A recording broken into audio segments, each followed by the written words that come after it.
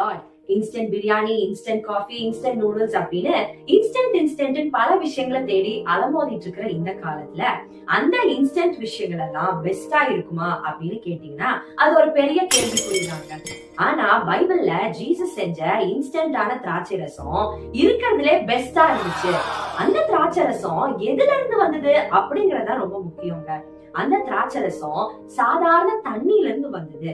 தண்ணிய பொறுத்த மட்டும் அதுக்கு எந்த பண்புகளும் இருக்காது. நிறமோ சுவையோ மனமோ இல்லாத ஒரு காரியம் தான் இந்த தண்ணி. ஆனா அந்த சாதாரண தண்ணீரை வச்சு ஜீசஸ் பெஸ்டான ஒரு திராட்சை ரசத்தை இன்ஸ்டன்டா உருவாக்குனாருங்க. ஒரு சாதாரண திராட்சை ரசத்தை உருவாக்கணும்னா கிட்டத்தட்ட 5 ஸ்டேஜஸ் இருக்குது. அது ஒரு மிகப்பெரிய ப்ராசஸ். திராட்சை பழங்களை சேகரித்து அதை சுத்தப்படுத்தி அதை நன்றாக பிழிந்து அந்த சாறை எடுத்து பதப்படுத்தி அதை ஸ்டோர் பண்ணி இந்த காரியங்கள்லாம் செய்யறதுக்கு கிட்டத்தட்ட 6 மாதத்திலிருந்து 1 வருடம் ஆகும்.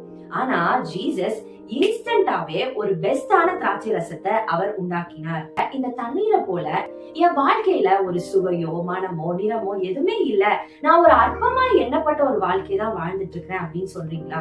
1 கொரிந்தியர் 1:27-28 வசனங்கள் சொல்லுது, ஞானிகளை வெட்கப்படுத்தும்படி தேவன் பைத்தியமானவைகளை பலவீனமானவைகளை அற்பமா எண்ணப்பட்டவைகளை இல்லாதவைகளை அவர் தெரிந்தெடுத்தார். இன்னைக்கு தண்ணீரை போல இருக்கிற நம்ம லைஃப் கூட இந்த பெஸ்டான திராட்சை ரசமாய் மாறணும்னு சொன்னா நாம செய்ய வேண்டியதெல்லாம் ஒண்ணுதான்.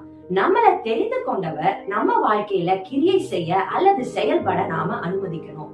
அப்படி நாம அனுமதிக்கும் போது நம்மளுடைய வாழ்க்கையும் கூட ஒரு பெஸ்டான வாழ்க்கையா, அநேகருக்கு சுவை கொடுக்கக்கூடிய வாழ்க்கையாய், மற்றவர்களுக்கு ஆசீர்வாதம் உள்ள வாழ்க்கையாய் மாறும் என்பதுல எந்த விதமான சந்தேகமும் இல்லை.